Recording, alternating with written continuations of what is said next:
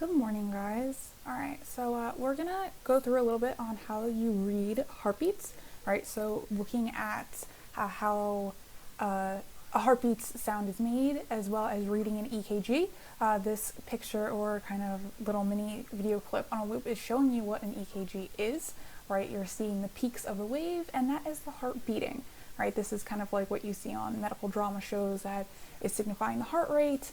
And if something happens, we call it a flat line, meaning there's no more bumps. Okay, so let's go a little bit about reading heartbeats.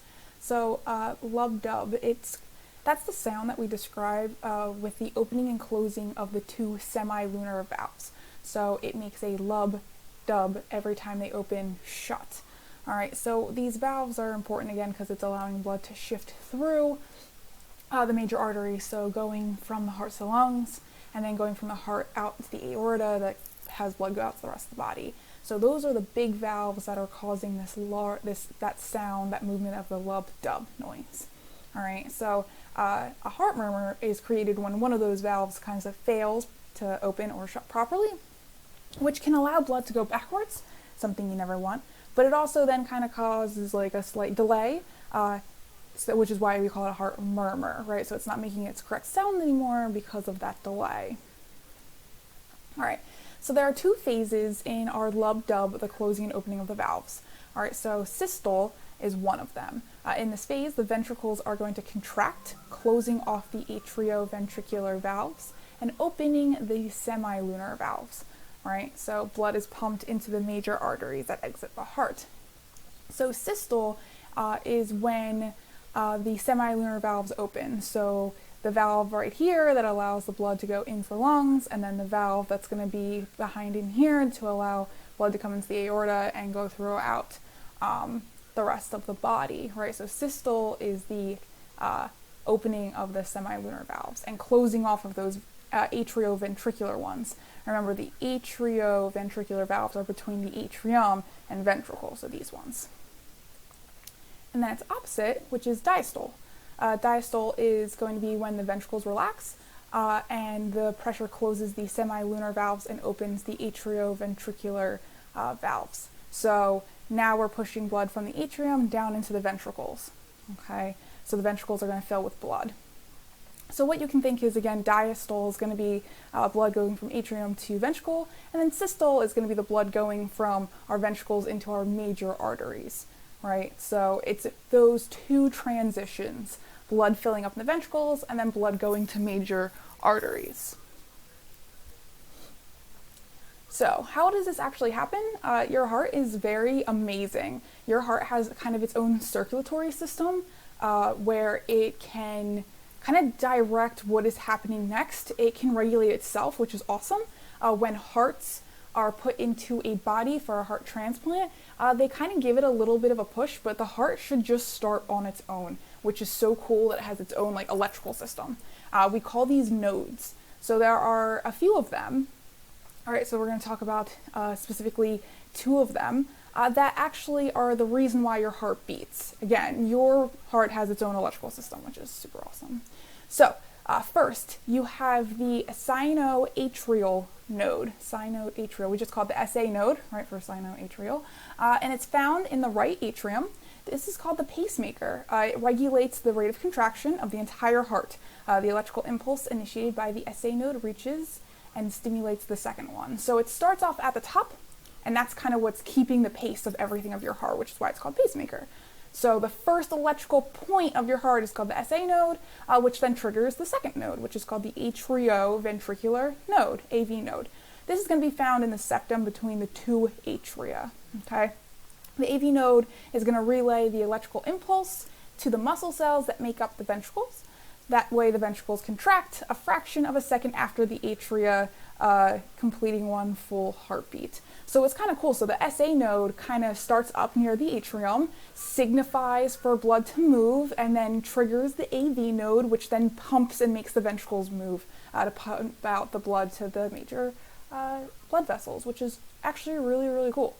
So it starts at the top, which makes sense because all the blood has to go from the atrium to the ventricles down, and then from ventricles out to the major blood vessels. So SA node, your pacemaker, where we start, your AV node is the second one that kind of helps pushing the ventricles. All right, there's a few other things towards the bottom. You have the bundle of His. Sorry that it's not hers, but bundle of His transmits impulses from that atrioventricular node down towards both sides of the ventricles. And I have a really cool picture to show you that helps kind of put it all together. And then the Purkinje fibers. These fibers, you can see they're kind of finger length when we look at the picture, carry the impulse from the bundle of His to both the right and left ventricles that causes the actual contraction, right? So these are just more fibers that kind of relay that message down to the bottom of the heart where it is going to end up pumping that blood. So just kind of looking at this is if all of the fibers and the nodes were removed from the heart. So here we have the SA node at the top. This would be like where the right ventricle is. Here's the AV node, which would be in between the atrium. They would be like right here. And here's the bundle of His. So you can see as it comes down between the ventricles, it kind of goes out into the Purkinje fibers. So you can see our electrical impulse starts here, hits here, and then flows throughout all of these tiny little guys here. So it's actually really cool. Again, your heart has its own electrical system. This is just the same picture, but over the heart itself. So you can kind of see what we were talking about in the last slide. So this is really nice. If it's a little confusing, looking at this and kind of going back through what I just said is helpful. So here's our pacemaker, it starts everything, here's the AV node, and then that's pushing everything out through the bundle of His and the Purkinje fibers to have the ventricles contract. It is awesome. So that is how your heart beats. That is the actual technical part into how that is pumping its own, how it's pumping blood. So how do we read that, right? Like, how do we know if it's doing too much, too little? Well, we get an electrocardiogram. You know it either as an EKG or an ECG, either one works. It's a test that measures the electrical activity in the heartbeat, right? A sinus rhythm. We want to see a normal peak of certain waves and dip of certain waves to show us if your heart is beating on time or not. All right, so it measures time to see how long the electrical wave takes to pass through the heart. This shows if the electrical activity is normal, fast, slow, irregular, so you can actually tell a lot getting an EKG done and how much stress is being put on your heart, right? So our electrocardiogram. So little into it is you're looking at action potentials. Now, if I get to see you next year for AMP2, which would be awesome, you should take it, we're actually going to talk a lot about action potentials because the whole nervous system is pretty much based around action potential. But essentially, this is what an EKG does. It shows you a depolarization of the heart and then repolarization of the heart. Depolarization, it just means that the action potential in the cell membrane is less negative. It's becoming more positive. So here's like your baseline here. This is where like everything sits for a membrane. So during depolarization, it becomes positive, and then it has to repolarize, just meaning it goes back to normal. So this is just a really fancy way of just saying how this electrical impulse works. So it's changing the actual cell membrane from being either negative or positive, and then it has to go back to normal. We won't get super into this, at least for right now. But again, AMP2, we will, because this is the basis behind every electrical and action potential for the nervous system. But it's pretty cool. So we're watching the cell membrane change from being negative to positive and then from positive back down to negative. All right, so when you're reading it, the SA node, right, again, in the right atrium, initiates something called, again, depolarization in the right and left atria, causing something called a P wave. It's the first contraction, so it's the first time something's being squeezed, right? So the right and left atria are going to squeeze during the P wave.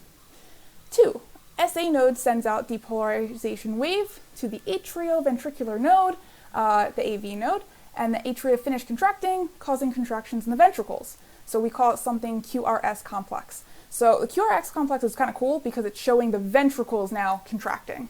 So if we go back, P wave is the atria contracting, QRS complex, ventricles contracting. As you can see, we're a little bit alphabetized here, alphabetical order. Lastly, ventricles are depolarized and they relax during the T wave because there's always going to have to be a part where everything relaxes, which makes sense. So there is a small window of time where another action potential or another electrical impulse cannot come through, which makes sense, right? Your body's tissues need like a very short, very, very, very short break. So this is a lot of words, a lot of letters. It'll be easier showing you with, again, a picture, which we'll get to in a minute. When looking at an EKG, you'll see that there's made up of tinier boxes, bigger boxes, and how we actually measure it. Technically, we could have an EKG printed out and you could measure the heart rate that way. Clearly, we don't have to do that anymore. We have machines that do that for us, which is good. All right, so one of our smaller boxes just represents about 0.04 seconds, and a big box is 0.20 seconds. And if we were doing this by hand, you would just take 300 and divide it by the number of big boxes in between these big R complexes. So I'll show you on the next page. So here is our EKG. Beautiful, right? So we have our P wave, QRS complex, T wave, right? So PQRS, T. Easy to remember. And then here's this resting period, right, that I talked about, and then you can see the beginning of the next heartbeat right there, another P wave. So this is what a normal kind of beat looks like, right? So it was talking about these large boxes, so you can see that there's a large red box. And if we had an EKG strip, what I could have you do is I could have you start here at this little, this peak R, and you'd count these big boxes in between, right? So you do 300 divided by, let's say there's 4 boxes in between, and then you would get your heart rate. So if we did this real quick with my calculator, 300 divided by, let's say 4 big boxes, is about 75. So you'd have about 75, which would be about normal. So what's interesting to tell about this is, so here's our P wave. This is the atria contracting. QRS, this is going to be the ventricles contracting. And then T is the ventricles relaxing, right? So contraction, contraction, relaxing. What should be apparent? 2 things. One, P and T waves are much smaller than this giant QRS thing right here in the middle. That's because your ventricles are very large muscles. So it's going to take a lot more of an electrical impulse to make these guys move. So we can see that QRS is big because this is where the ventricles are doing their work, right? That makes sense. They're bigger, they're thicker, and they have a harder job to do. They're pushing blood out to the lungs or to the body. Right, your atria are just pushing the blood down into the lower chambers of the ventricles, so it's not as hard. The second thing is, like I said, P wave, atria contracting, QRS, ventricles contracting, and then T wave, ventricles relaxing. We're missing where the atria relax, right? Because everything has to have an action and then relax for a minute. So where is that, Miss Bird? Where is our extra letter showing us the relaxation of the atria? Well, I can tell you right now, it is somewhere hidden right before we get to Q. And the reason why it doesn't show up is because when the atria relax, it's overshadowed by this giant contraction by your ventricles. So it is here. Your atria have to relax. It happens, but it gets lost kind of in translation around this area here, right? So because this is such a big, huge electrical impulse, the QRS, the contracting of your ventricles, the relaxing part kind of gets lost in translation. But this is what our EKG looks like. So you're seeing contract, contract, relax. This is a full heartbeat, and everything is normally spaced out, looking good in the shapes they should be, so this is what it normally should look like. So again, just kind of recapping the waves. P wave, atrial depolarization. Again, fancy way of saying the atrium or contracting. QRS complex, ventricular depolarization, fancy way of saying the ventricles contract. T wave. T wave is ventricle repolarization, relaxing. I found a really good way to remember repolarization and relaxing because the R's. So if I'm repolarizing something, that means that it's becoming negative and it's relaxing, so it's coming down from that. Okay, so this is overall how the heart actually beats and how that electrical impulse moves through, which again is quite amazing that your heart kind of has its own kickstart system, right?